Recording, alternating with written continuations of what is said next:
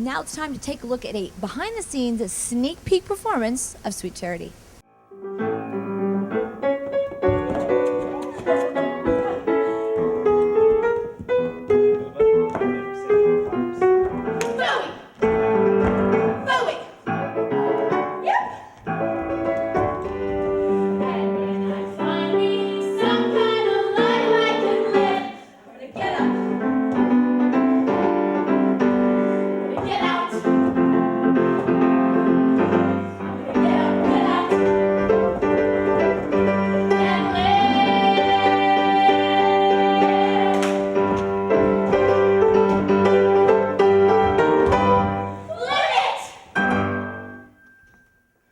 The fact that you are playing the lead in Sweet Charity, what is it like to play Charity?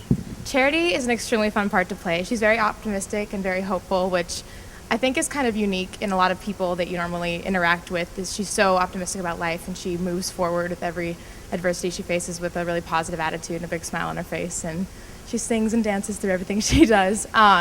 Charity is an extremely challenging role as well. She does a lot of dancing, a lot of singing, a lot of really interesting acting and stuff, and so it's a really cool character for me to play. I've never played anything like her before.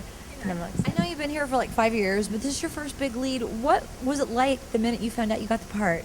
Oh, I was actually backpacking in the mountains when I found out I got this part. And so I was with a group of a few, like 10 girls, and we were all like running around screaming, and I was really, really thrilled to get this part, and I was really excited to get back from a backpacking trip and just start rehearsals immediately. It's interesting. I know you just graduated from high school. Congratulations. And you're going to UCLA. You're spending your summer here rehearsing for this show instead of being with your friends. That's dedication. Well, my friends are here, so I'm in rehearsal with all my friends, and rehearsal is honestly like one of my favorite things to do. It doesn't feel like work at all. It's more fun and more what I love to be doing. And then my friends that I see at school, I can see on the weekend or on Sundays when we don't have rehearsal, and they're going to come and see the show, and so I'll see them then too. But yeah, I absolutely love being in rehearsal here. It's one of my favorite things to do. I don't think of a better way I could spend my time.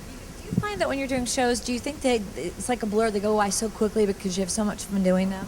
Yeah, it definitely is like that, especially at the Norris, because I mean, a lot of normal production periods I have are a lot longer than this. Like we have 2 weeks of rehearsal, a week of tech week, and then we go up. So it doesn't feel like we're halfway through rehearsal already. This is starting week 2 right now, but it's a thrill, but it's also it's nerve-wracking because like yesterday or a few days ago I was like, oh my gosh, I go up in 2 weeks, and we're just putting this together as quickly as possible, but it's fun. Does the dancing sort of help you to kind of relax through some of this just to get the energy out?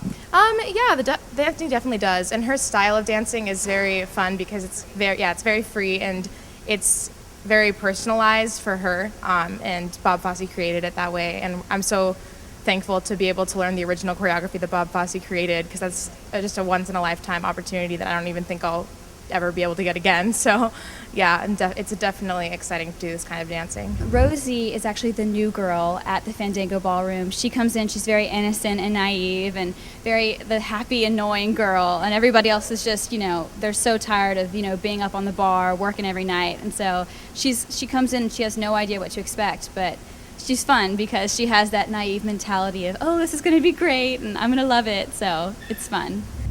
I play Nikki, and she's kind of the zesty one of the bunch, and she's really close with her girls, and they're all like Helene and Charity and Nikki, they're all like sisters together. And Nikki kind of has a hard edge to her, but that gives her attitude and character. But all the different characters make really interesting relationships between the three of the girls. There's so many nuances in the different characters. It seems they all kind of complement each other, even though they're very different. Mm-hmm. I play the character of Helene, which is like Nikki and Charity's best friend, and she's a very hard character, as in she doesn't like to show what her real emotions are. She likes to be portrayed as like really tough, and like she kind of like uses like her female side to get what she wants sometimes. And she's just a very tough character. She doesn't like other people really know what she's really feeling. And first of all, it's very supportive here, so there's not any kind of tension, and no little groups that they divide up into and everything. Everybody's very mutually supportive. And then all of a sudden something clicks for them, and they give themselves the approval, and I think that's where I get the biggest win. Ever seen the show before? Seen the movie? Seen anything? I've seen the movie, and I saw the show in a production at UCLA back in the spring. So I was familiar with the show before I auditioned, but I'm definitely getting more familiar with it now. Really know it now. Yeah, yeah. As far as it being, a Fosse, the Fosse way, as your director would say, is that hard? Is it easier to try to get all those moves right, or? It's hard, and I don't think you can ever achieve all the Fosse moves perfectly as Fosse would have done them, but it just creates a challenge to try to get them down as best as you can and as classic and original, as fabulous as they are. It's interesting. You have 2 weeks to get this together. How stressful, exhilarating, all of those things is that to know that you have 2 weeks to do it? Well, it can be really difficult, but having been trained in this place for a very long time and having done productions within the 2-week process, you start to learn, you start to know you have to get it down right away. You can't go retrace your steps and relearn things. You have to know it right away. And so we have a very good creative team who supports us very well so that we can get things done in such a short amount of time. Let's talk about the Bob Fosse element, because I mean, I can't even imagine how amazing that must have been to work with him. It was the first time. No, but that's not true. The first time I worked with was I was a replacement in Chicago, and so I was put in without him. The dance captain put you in, and it was so funny because he called me, and I thought, yeah, Bob Fosse. Somebody called, the receptionist said, Bob Fosse's calling you, and I thought, right, yeah. And it was One of your friends, right? I thought it was a friend making a joke, and I was in my apartment painting my apartment, and I said, right, yeah, and then it was his voice. I knew it immediately, and that was for Chicago, the first Chicago, and he was the thing that. He was it was like I was working with God, I've had the good fortune to work with Gower Champion, Bob Fosse, Michael Bennett, and Donald Sadler, all the biggies, during that time. I had a very wonderful 15-year career on Broadway. But when I went to work with Fosse, that his style is so specific and so different that it's iconic, the minute you do a Bob Fosse move, anybody will, even the general public would say, oh, that if they know who Bob Fosse is, they go, that's Bob Fosse.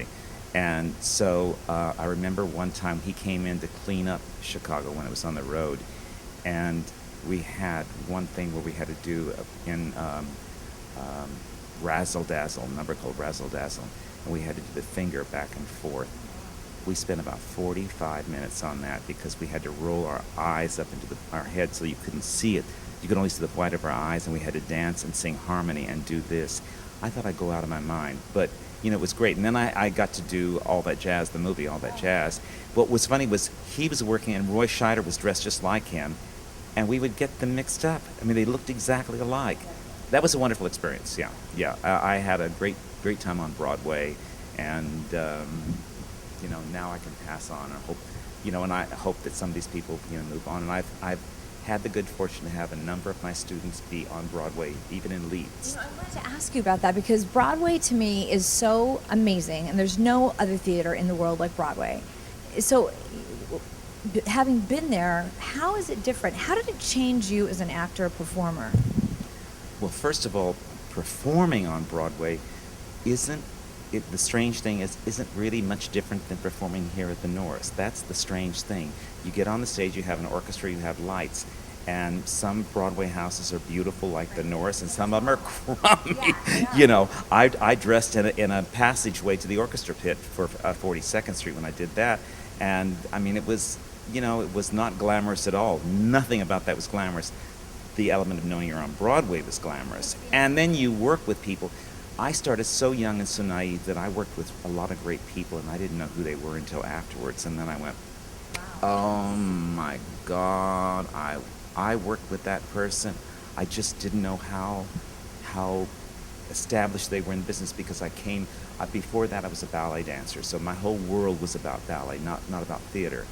And I started when I was 4 years old, I started out as a tap dancer, but my beginning career was in a ballet company, San Francisco Ballet, and then in New York, Elliott Feld Company. And then I decided I want to be on Broadway, and I was naive, and my naivety helped me out because I decided, I'm going to go get in that show, and I did. And my first show, my first audition, I got it, and I got a featured dance role.